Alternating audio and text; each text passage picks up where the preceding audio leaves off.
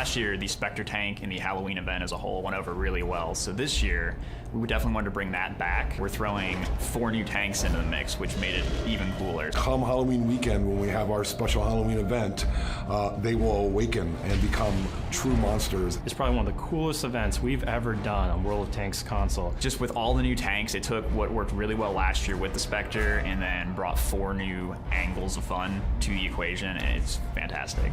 So we're talking about the different monster tanks and how we could incorporate them into the monster mode, and wouldn't it be cool to if they could be different during that mode. So we came up with this concept that the monster tanks in that Monster Mash mode for the weekend would all awaken and become truly monsters. So their textures change, their effects change, their abilities, their ammunition. They all really speak to the personality of each individual monster. The Kaiju OI is modeled after the great monsters of Japan. It's a real powerhouse as well. It's got a really great gun. It can really throw its weight around. So you'll see the blue flamethrower that comes out, and it does, a huge amount of damage to anybody that happens to be near you. The KV-5 Gornich is basically that's a Russian dragon, a Hydra. It's just a wicked awesome monster variant of the KV-5. When he transforms, it was really important for us to focus on his inability to be killed. As a first in World of Tanks, it will actually regenerate health over time. For the American monster tank, we're thinking a werewolf. Werewolves are fast, sleek, so we picked the T-71. It has the silver accents that, really help it blend in with its environment. The Lycan will have a glowing pentagram that shows that it's woofed out.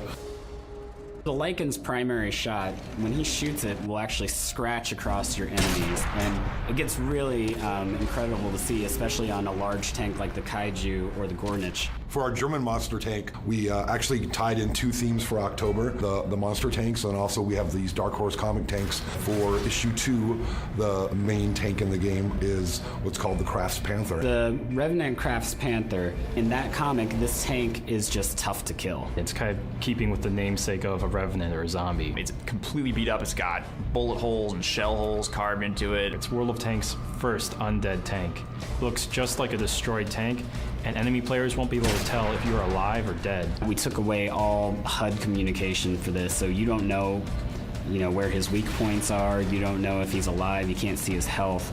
You might notice that there's a lot of destroyed tanks in Dead City this time around. That's to allow the Revenant Crafts Panther to hide in plain sight. We replaced all the dead tanks with Revenant models. You can park next to other dead tanks and hide and just camouflage with them, waiting for your prey to come by and, take a bite out of them. All 4 monster tanks will be available in the store throughout the month of October, but with the Monster Hunter op, you can earn the Lycan, the Kaiju, or the Revenant for free. We're also introducing 2 really cool new Proving Grounds missions for Halloween. In Beware the Full Moon, you're being attacked by Lycans.